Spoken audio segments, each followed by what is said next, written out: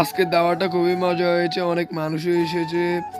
তো এই গাইজ আমি আজকে এখানে দাওয়াতে যাবো, তো এই অবস্থাতে দেওয়া কোনো অসম্ভব।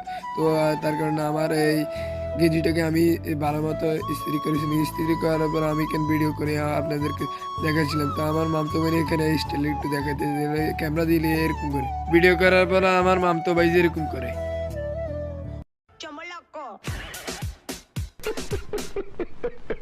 একজনের শেষ হওয়ার পর আরেকজনের শুরু লাগাই দিচ্ছে স্টিল করে।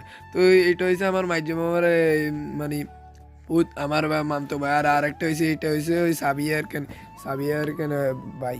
তো আমার মামি আর আমার নানুকে একটু ইয়ে একটু সহযোগিতা করেছিল। তো আমার হয়ে গেছিলো, আমরা রেডি হয়ে গেছিলাম, রেডি হয়ে রওনা দিয়ে দিছি। আমাদের সিএনজিটা চলে এসেছে, তো ব্যাকে উঠে গেছিলো।